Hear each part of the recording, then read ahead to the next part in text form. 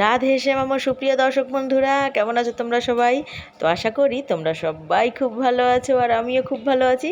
তাই তো আরেকটি মিনি ব্লগ নিয়ে তোমাদের সঙ্গে আমি চলে এসেছি।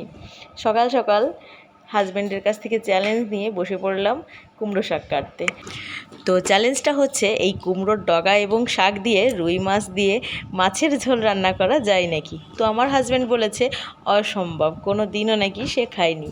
আর আমি বলেছি আমি আজকে রান্না করেই দেখাবো, আর স্বাদটা হবে ফাটাফাটি, তোমরা দেখে নিও। এই কুমড়োর ডগাগুলো আমার শ্বশুরমশাই নিয়ে এসেছে আমাদের গ্রামের বাড়ি থেকে।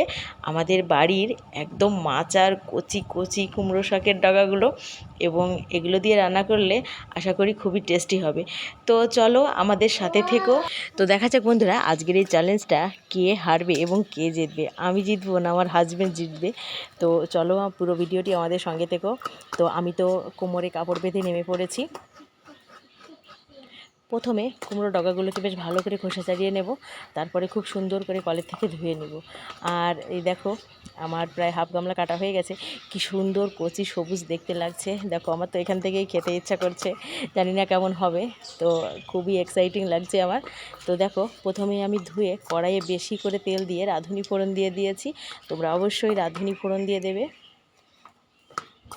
এর সঙ্গে আমি একটা আলুও কেটে দিয়েছি যাতে খেতে একটু ভালো হয়। আসলে বেশি শাক ছিল না, যার কারণে আমি একটু আলু অ্যাড করে দিয়েছি, শাক থাকলে আর দিতাম না।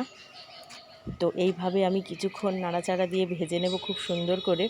আসলে রান্নাটা আজকে ভালো হওয়া চাই, না হলে আমার প্রেস্টিজ একদম থাকবে না।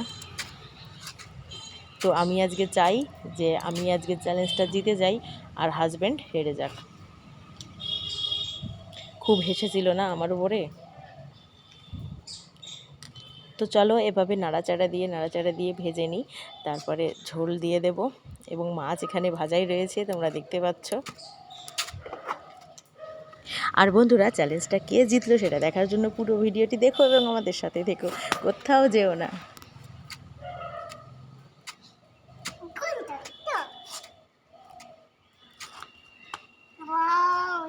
আর দেখো ঝোল দিয়ে দিয়েছি এবং এরপর একটু ঢাকা দিয়ে দেব, আর ঢাকা দিয়ে 5-10 মিনিট নামিয়ে নেব। তারপরে দেখা যাক রান্নাটা কেমন হয়েছে, খেয়েও দেখাবো। আর আমার পরিবারের এরকম চ্যালেঞ্জিং ভিডিও যদি তোমাদের দেখতে ভালো লাগে তাহলে অবশ্যই কমেন্ট করো, তোমাদের দেখাবো। হ্যাঁ, তো খাওয়া দাওয়া শেষে সবাই বলছিল দারুণ হয়েছে, তো চ্যালেঞ্জটা আমি জিতে গেলাম।